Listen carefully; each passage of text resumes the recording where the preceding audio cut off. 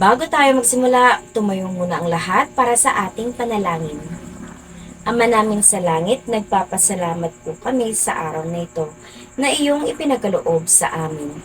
Naway, bigyan niyo po kami ng lakas, talino at malawak ng kaisipan upang aming matutunan ng maayos at matiwasay ang aming aralin sa araw na ito. Sa ngalan ng iyong dakilang anak na si Jesus, Amen. Magandang araw mga bata! Kamusta ang lahat? Mabuti kung ganon, maupo na ang lahat. Bago tayo magsimula, mayroon lamang akong tatlong panuntunan sa loob ng ating silid-aralan. Una, umupo ng maayos. Pangalawa, makinig sa guro habang nagsasalita. At ang pangatlo, itaas lamang inyong mga kamay kung nais ninyong sumagot o mayroon kayong mga katanungan. Naiintindihan ba mga bata? Balikan muna natin ang ating pinag-aralan kahapon. Inyong makikita na meron ditong 10 numero na inyong sasagutan. Ang kailangan nyo lamang gawin ay lagyan ng markang check ang mga namumuno sa bansa at X naman sa hindi. Para sa unang bilang, alkalde. Ano ang tamang sagot? Tama. Check. Pangalawa, reyna. Ano ang tamang sagot? X. Pangatlo, gobernador. Ano ang tamang sagot? Magaling. Check. Para sa pang-apat na bilang, punong maestrado. Ano ang tamang sagot? Mahusay. Check. Ano naman sa pang-5 bilang? Speaker sa kapulungan ng mga kinatawan. Ano ang tamang sagot? Mahusay. Check. Sa pang-7, ang kalihim? Tama. Check. Sa pang-8, vice-gobernador. Anong tamang sagot? Magaling. Check. Pang-9, pangulo ng senado. Anong tamang sagot? Tama. Check. At sa pang-10, ang prinsipe. Anong tamang sagot? Mahusay. Ekes. Mahusay mga bata at mukhang natatandaan ninyo ang ating pinag-aralan kahapon. Sa pagpapatuloy, handa na ba kayo para sa bago nating aralin? Mayroon akong inihandang laro para sa inyo. Handa na ba kayo mga bata? Gusto nyo bang maglaro? Para sa ating laro, tatawagin natin itong March March. Hahatiin ko lamang kayo sa 2 grupo. Ito ang unang grupo at kayo naman ang ikalawang grupo. Bawat grupo ay kailangang pumili ng kanilang leader. Tatalikod muna ang mga naiwang grupo habang binibigyan ng direksyon ang kanilang leader. Kailangan masundan ng kanyang mga kagrupo ang galaw na ibibigay sa kanya. Ang grupong maunang matapos ang siyang panalo. Handa na ba kayo mga bata? Simulan na! Magaling mga bata! Balikan natin ang inyong ginawa kanina. Nasundan ba ninyo ang inyong mga leader? Ano ang inyong natutunan? Tama! Naging matiwasay ang inyong ginawa dahil sa pagsunod nyo ng maayos sa inyong mga lider. Isa iyon sa mabuting epekto ng pagiging mahusay at mabuting pamumuno ng inyong lider sa inyo. Ngayong araw, nababatid na ba ninyo kung ano ang ating aralin? Magaling mga bata! Ang ating pag-aaralan ngayong araw ay ang epekto ng mabuting pamumuno ng ating bansa. May inihanda akong video na inyong papanoorin. Siguraduhin bigyan tuon ang mga karakter at ang mga pangyayari na inyong mapapanood dahil may inihanda akong mga katanungan na kailangan niyong sagutan pagkatapos.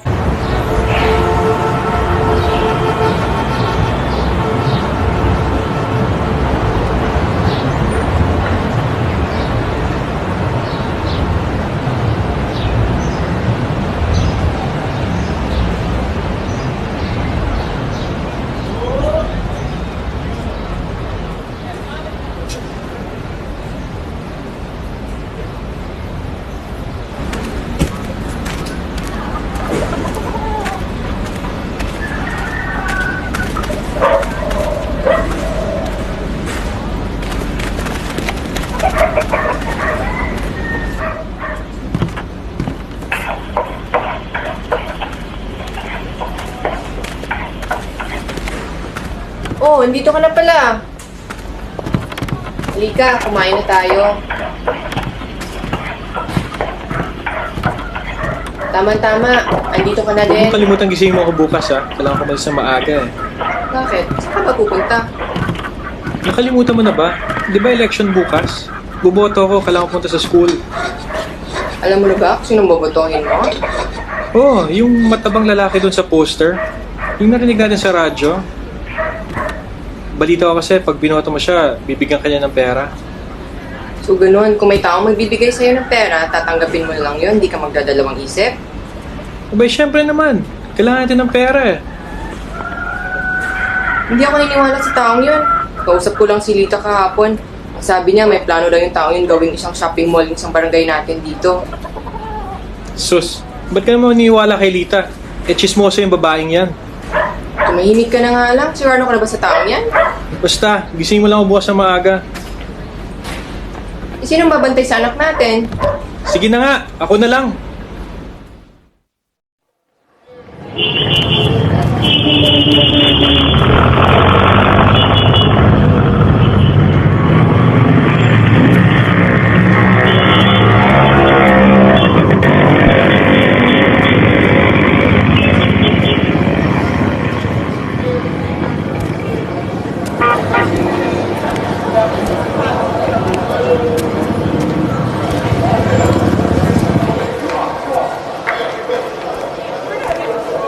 Magandang umaga!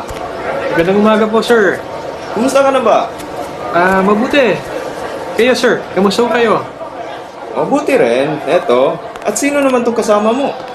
Siya po. Anak ko ho yan, sir. Mag-ingat ka lang palagi ha. Opo. At atin-natin lang to ha. Huwag mo sana kaming kalimutan sa pagboto mo. At ikaw naman, Iho.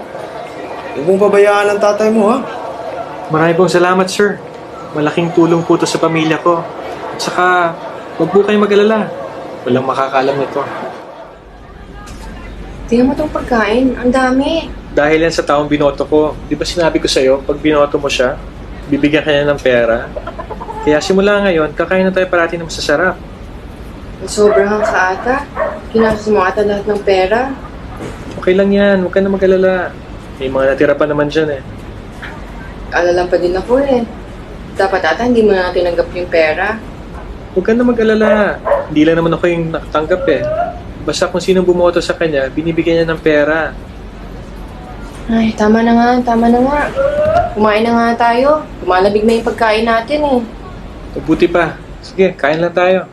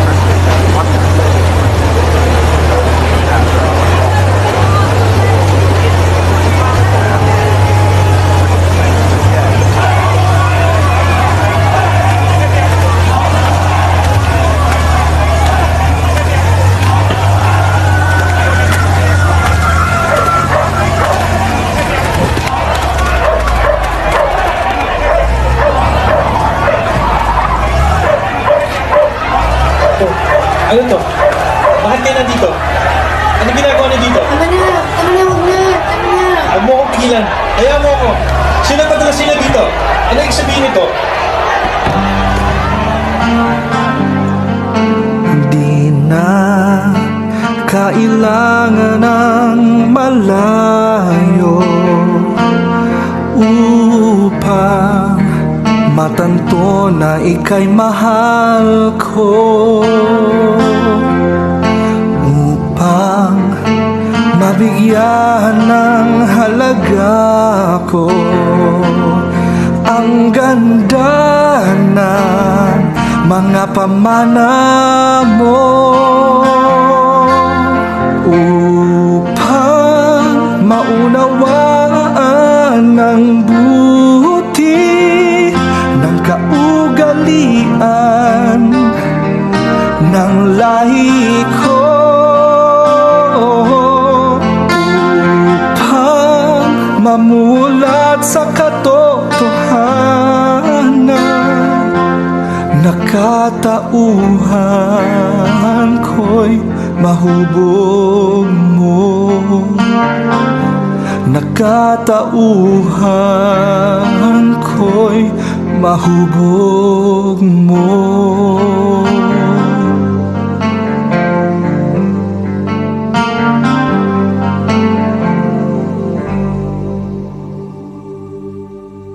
Nasiyahan ba kayo sa inyong pinanood, mga bata? Ngayon, sino-sino ang nasa kwento? Magaling! Yung tatay, nanay, si Barong at ang politiko.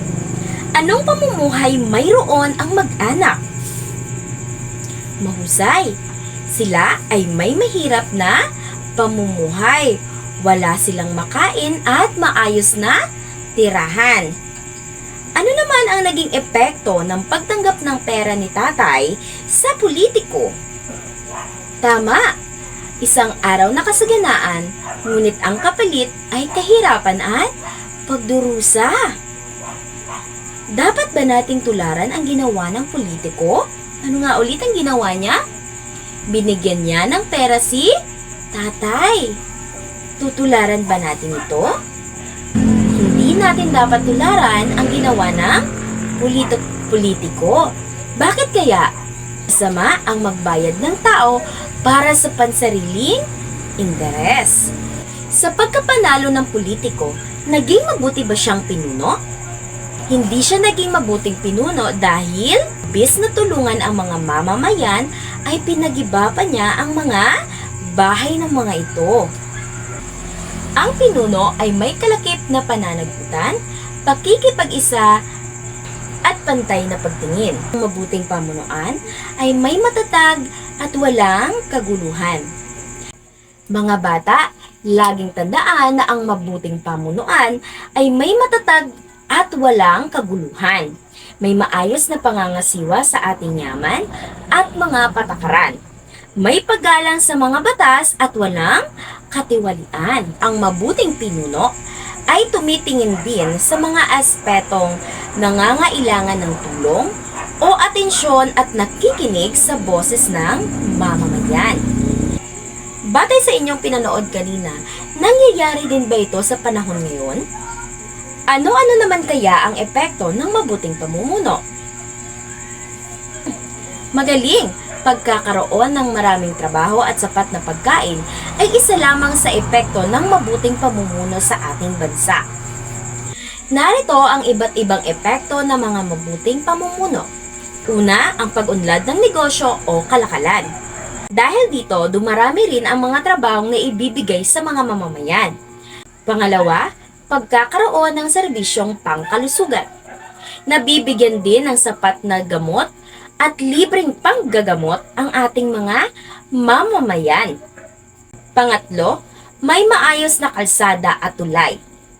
At paunlad na agrikultura sa ating mga pananim at pangisdaan.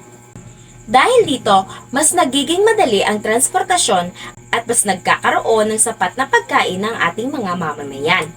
Pang-apat, napapakinggan ang boses ng mamamayan.